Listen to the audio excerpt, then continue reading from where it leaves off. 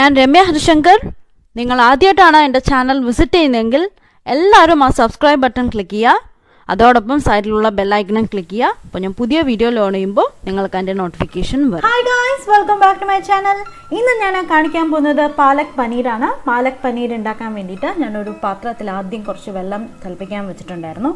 വെള്ളം തിളച്ച് കഴിഞ്ഞുടനെ ഞാൻ അതിലോട്ട് ഒരു 10-20 ഇല പാലക്കിൻ്റെ ചീര ആഡ് ചെയ്ത് കൊടുത്തു. ഇട്ട് ഒരു മിനിറ്റിനകം തന്നെ അത് കോരി മാറ്റിക്കോളൂ. നമുക്ക് ഒരുപാട് വെന്ത് കുഴയണ്ട. ഇട്ട ഉടനെ തന്നെ അത് വെന്ത് കഴിഞ്ഞോളും. പിന്നെ നമ്മൾ അരച്ച ശേഷം നമ്മൾ കറിയിലിട്ട് തിളപ്പിക്കുന്നുണ്ടല്ലോ, അപ്പോൾ അത് ഫുള്ളായിട്ട് കുക്കായിക്കോളും. അപ്പോൾ ഇട്ട് കഴിഞ്ഞ ഉടനെ ഒരു മിനിറ്റ് കഴിഞ്ഞ ഉടനെ നമുക്കത് എടുത്ത് മാറ്റണം, വെള്ളം കളഞ്ഞ് മാറ്റണം. അപ്പോൾ അതുമാതിരി ഞാൻ മാറ്റി വെച്ചിട്ടുണ്ട്. പിന്നെ നമുക്ക് വേണ്ടത് പനീർ വേണം. പാലക് പനീറിന് ഞാനിവിടെ 1/2 ലിറ്റർ പാല് പിരിപ്പിച്ചിട്ട് എടുത്തതാണ് ഈ പനീർ. അപ്പോൾ ഏകദേശം ഒരു 3/4 കപ്പോളം വരുന്നുണ്ട്. ഞാനപ്പോൾ അളന്ന് നോക്കിയപ്പോൾ അത് ഞാൻ റെഡിയാക്കി വെച്ചിട്ടുണ്ട്. ഞാൻ വീട്ടിൽ തന്നെ ഉണ്ടാക്കിയ പനീറാണ് കേട്ടോ. അപ്പോൾ ഇനി നമുക്ക് വേണ്ടത് ഈ നമ്മൾ എടുത്തു വെച്ച പാലക്കില്ലേ, നമ്മൾ ചുടുവെള്ളത്തിലിട്ട് എടുത്ത പാലക്ക് മിക്സിയുടെ ജാറിലോട്ട് ആഡ് ചെയ്ത് കൊടുക്കുകയാണ്. ഞാൻ എൻ്റെ സ്റ്റെമ്മൊന്നും കളഞ്ഞിട്ടില്ല. ഒരുപാട് കട്ടിയുള്ളത് മാത്രമേ ഞാൻ കളഞ്ഞിട്ടുള്ളൂ, അല്ലാത്തതെല്ലാം ഞാൻ വെച്ചിട്ടുണ്ട്. അപ്പോൾ കളയാനൊന്നും നിർബന്ധമില്ല. അപ്പം അതിലോട്ട് നമുക്ക് മിക്സിയുടെ ജാറിലോട്ട് നമ്മൾ ചീര ആഡ് ചെയ്ത് കൊടുത്തു, പാലക്ക്. ഇതിലോട്ട് നമുക്കൊരു 3 പച്ചമുളക് ആഡ് ചെയ്ത് കൊടുക്കാം. അതിൻ്റെ കൂട്ടത്തിൽ ഒരു 4-5 വെളുത്തുള്ളി, ഒരു ചെറിയൊരു കഷ്ണം ഇഞ്ചി, ഇത് ആഡ് ചെയ്തിട്ട് നമുക്ക് ഇത് നന്നായി അരച്ചെടുക്കാം. വെള്ളമൊന്നും ഒഴിക്കേണ്ടി വരില്ല. നന്നായി നല്ല ഫൈൻ പേസ്റ്റായിട്ട് നല്ല മഷി മാതിരി അരച്ചെടുക്കണം. അരച്ചെടുത്ത ശേഷം നമുക്ക് കറി ഉണ്ടാക്കാൻ തുടങ്ങണം. ഓക്കെ, അപ്പോൾ അരച്ചെടുക്കട്ടെ. അതിന് ശേഷം ഞാൻ കാണിച്ചു തരാം കേട്ടോ. കണ്ടില്ലേ, നല്ല ഫൈൻ പേസ്റ്റായിട്ട് എടുത്തിട്ടുണ്ട്. വെള്ളം ഒന്നും ഒഴിച്ചിട്ടില്ല. അല്ലാതെ തന്നെ സുഖമായി കിട്ടും. ഇനി നമുക്കിത് മാറ്റി വെച്ചിട്ട് കറി ഉണ്ടാക്കാൻ തുടങ്ങാം. അപ്പോൾ ഞാനൊരു നോൺ സ്റ്റിക്ക് പാൻ വെച്ചിട്ടുണ്ട്. പാനിലോട്ട് 1 സ്പൂൺ നെയ്യ് ഒഴിച്ചു. ഇതിൻ്റെ കൂടെ തന്നെ ഞാനൊരു 1/2 ടേബിൾ സ്പൂൺ വരുന്ന മാതിരി വെണ്ണയും ആഡ് ചെയ്ത് കൊടുക്കുന്നുണ്ട്. എന്നാലേ ആ റിച്ച് ഫ്ലേവർ വരുള്ളൂ വെണ്ണ ആഡ് ചെയ്ത് കഴിഞ്ഞാൽ.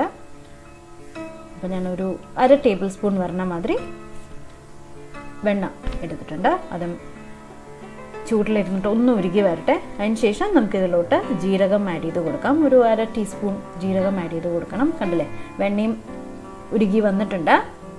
ഇനി നമുക്ക് അതിലോട്ട് ജീരകം ഒരു 1/2 സ്പൂൺ വരുന്ന മാതിരി ജീരകം ആഡ് ചെയ്തിട്ടുണ്ട്. ജീരകം ഒന്ന് കടുക് പൊട്ടുന്ന പോലെ ഒന്ന് പൊട്ടും.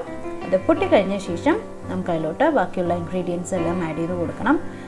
ഇത് പൊട്ടിക്കഴിഞ്ഞ ഉടനെ നമുക്ക് ഇനി ആഡ് ചെയ്യാനുള്ളത് ബേ ലീഫാണ്, വഴയണയില. ഒരു വഴയണയില ആഡ് ചെയ്ത് കൊടുക്കുകയാണ്. അപ്പോൾ ഇട്ടൊരു 2 സെക്കൻഡ് കഴിഞ്ഞ ഉടനെ നമുക്ക് നല്ല മണം വരും. വഴയണയിലയുടെ നല്ല മണം വരും. ഇനി നമുക്ക് ഇതിലോട്ട് ഒരു 4 വെളുത്തുള്ളി ഞാൻ ചെറുതാക്കി കട്ട് ചെയ്ത് വെച്ചിട്ടുണ്ട്. ചെറിയ വെളുത്തുള്ളിയാണ്, അതുകൊണ്ട് ഞാൻ 4 എടുത്തു.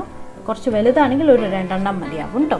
അതിൻ്റെ കൂട്ടത്തിൽ ഒരു 2 ടേബിൾ സ്പൂൺ വരുന്ന മാതിരി സവാള എടുത്തിട്ടുണ്ട്. അതായത് ഒരു മീഡിയം സൈസ് സവാളയുടെ ഒരു 1/4 ഭാഗം എടുത്തിട്ടുള്ളൂ. 1/4 ഭാഗവും ഇല്ല, അതിൻ്റെയും പാതി കട്ട് ചെയ്ത് വെച്ചതാണ്. ഒരു 2 ടേബിൾ സ്പൂണേ വരുള്ളൂ ഇത്. ഇതേമാതിരി തന്നെ നമുക്ക് തക്കാളിയും വേണം. അതിപ്പോൾ ആഡ് ചെയ്യണില്ല. നമുക്ക് ആദ്യം ഈ സവാള ഒന്ന് പച്ചമണം മാറുന്നവരെ ജസ്റ്റ് ഒന്ന് സോഫ്റ്റ് ആവണ വരെ ഒന്ന് മിക്സ് ചെയ്ത് കൊടുക്കാം. പെട്ടെന്നായി കിട്ടാൻ വേണ്ടിയിട്ട് നമുക്ക് കുറച്ച് ഉപ്പ് കൂടെ ആഡ് ചെയ്ത് കൊടുക്കാം. അപ്പോൾ പെട്ടെന്നായി കിട്ടും, സവാള പെട്ടെന്ന് വഴറ്റി കിട്ടും. അതിന് വേണ്ടിയിട്ട് അപ്പം ഒന്ന് സോഫ്റ്റായി വരട്ടെ. സോഫ്റ്റായി വന്ന് കഴിഞ്ഞ ഉടനെ നമുക്ക് അതിലോട്ട് തക്കാളി ആഡ് ചെയ്ത് കൊടുക്കണം. ഓക്കെ, ഒന്ന് കുക്കായി വന്നിട്ടുണ്ട്.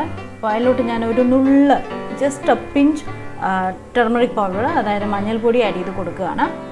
നല്ല മണം വരും. പേടിക്കണ്ട, നമ്മുടെ കറിയുടെ കളറൊന്നും മാറില്ല, അത് എക്സ്ട്രാ ബൂസ്റ്റ് ചെയ്യുള്ളൂ. അപ്പം ഒരു 1/4 ടീസ്പൂൺ മഞ്ഞൾപ്പൊടി ആഡ് ചെയ്ത് കൊടുത്തിട്ടുണ്ട്. ഇനി നമുക്ക് ഇതിലോട്ട് തക്കാളി ആഡ് ചെയ്ത് കൊടുക്കാം കേട്ടോ. ഞാൻ പറഞ്ഞില്ലേ, 1 ടേബിൾ സ്പൂണോ അല്ലെങ്കിൽ ഒരു 2 ടേബിൾ സ്പൂൺ വരുന്ന മാതിരി തക്കാളി, ഒരു മീഡിയം സൈസ് തക്കാളിയുടെ 1/4 ഭാഗം എടുത്തിട്ടുണ്ട്. അപ്പോൾ അതും ആഡ് ചെയ്ത് കൊടുക്കാം.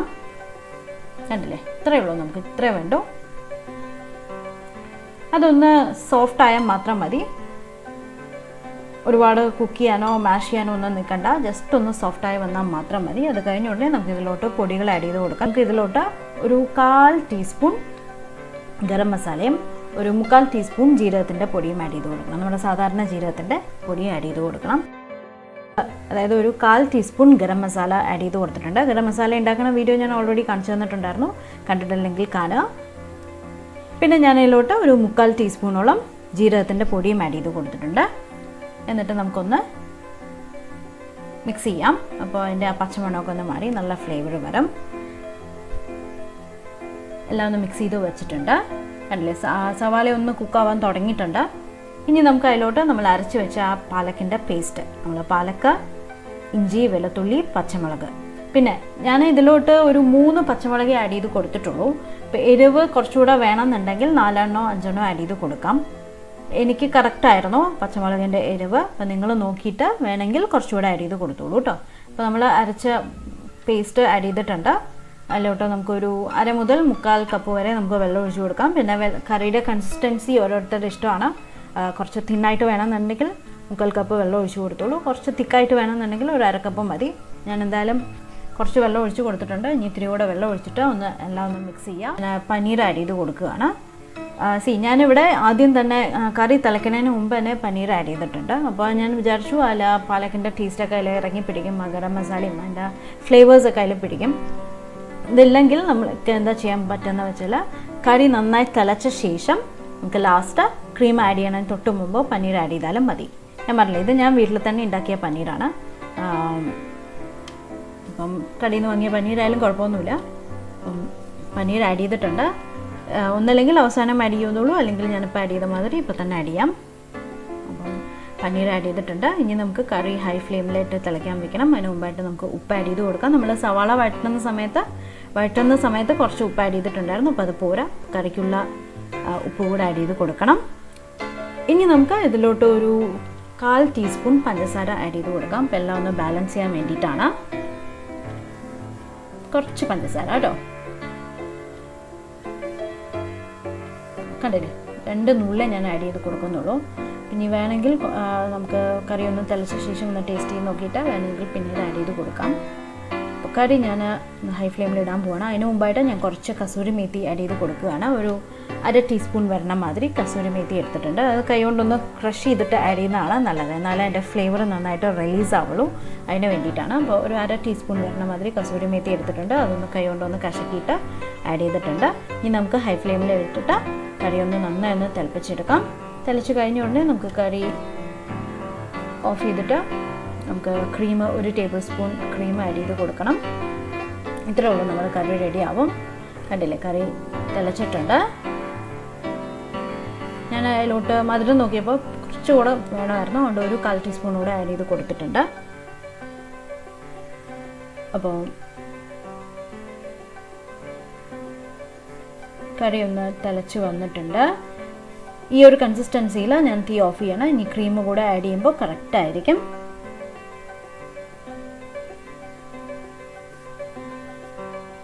ഒരു table spoon cream, fresh cream add ചെയ്ത് കൊടുക്കുകയാണ്.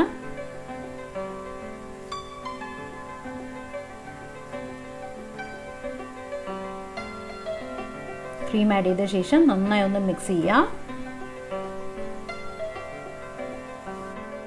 ഇനി നമുക്ക് ഇത് സെർവ് ചെയ്യാം. കറക്റ്റായിരിക്കുന്നുണ്ട്. വേണമെങ്കിൽ കുറച്ച് മല്ലിയില ആഡ് ചെയ്ത് കൊടുക്കാം. അപ്പോൾ കറി എന്തായാലും റെഡിയായി. എന്തായാലും എല്ലാവരും ട്രൈ ചെയ്ത് നോക്കണം. ട്രൈ ചെയ്തിട്ട് അഭിപ്രായം പറയണം. അപ്പോൾ പുതിയ വീഡിയോ ആയിട്ട് നമുക്ക് വീണ്ടും കാണാം. ബൈ.